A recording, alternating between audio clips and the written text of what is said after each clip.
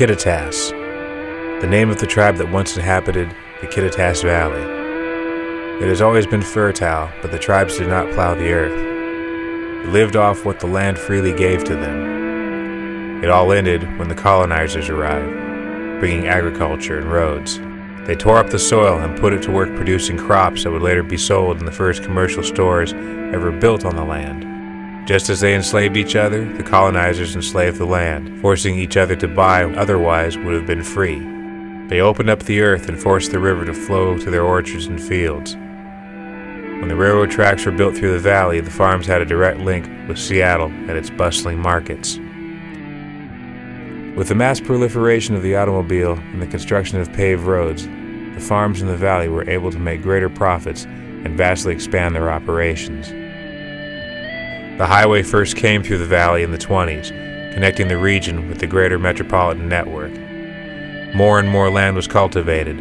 The valley towns continued to grow, and hundreds of thousands of apples were being sold on the market every year. In the 1970s, many farmers started producing alfalfa and timothy hay, and over the last decade, nearly all of the land in the valley was enclosed and cultivated by the farms producing vaster and vaster yields. As transportation cost cheap and the world grew smaller, the Kittitas Valley became a major world exporter of hay, with the Anderson and Callaway companies selling their products to Chinese horse and cattle farmers.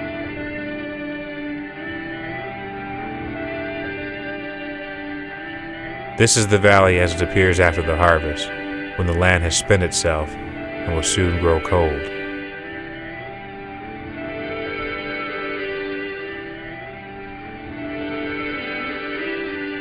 The trucks arrive and carry the hay out of the different farms. They travel down the long agricultural roads and enter the traffic flows of Interstate 90. Millions of dollars are made every year selling this basic but essential commodity in the world market. 90% of the hay produced in the valley is exported far out of the region.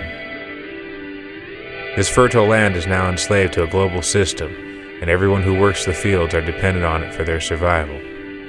The long-haul truckers drive loads of apples and hay to the port of Seattle or across the United States. They are paid to deliver food to people they will never meet and cursed to never have any connection with the commodities they carry. These drivers are the people who physically transport food into the ports and cities. 3 days without their services would throw every metropolis into a crisis. The trucks climb up from the valley floor and travel across the winding passes through the Cascade Mountains. They bring vegetables, fruit, canned food, grains, and meat to the people of the city.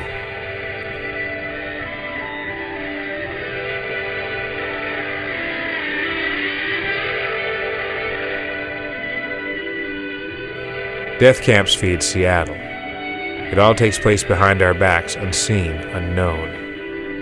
Animals are turned into calories, protein, and money. Like the land of the valley, the animals are enslaved, cut apart, and shipped away.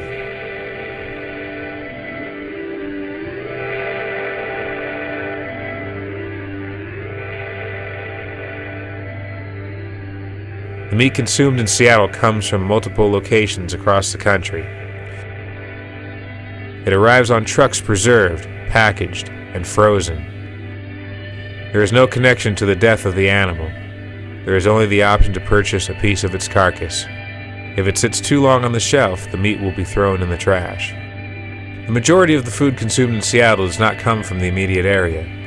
The famous apples of Washington are sent directly to the port and never seen again. The farms that survive do so by exporting mass quantities of a single crop. The old network of small farms that fed the city is long gone.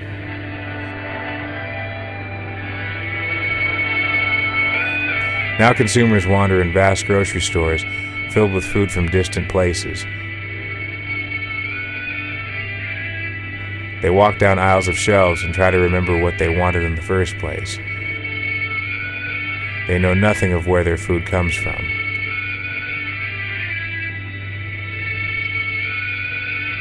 This food distribution network is what allows the Metropolis to survive.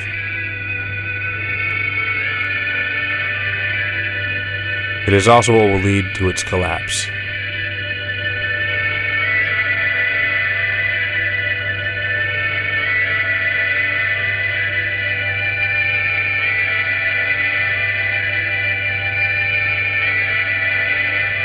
This is the golden current. It grows in the Kittitas Valley. Its inner bark can heal sores and swelling. Its berries can be eaten in the early summer and turned into jam.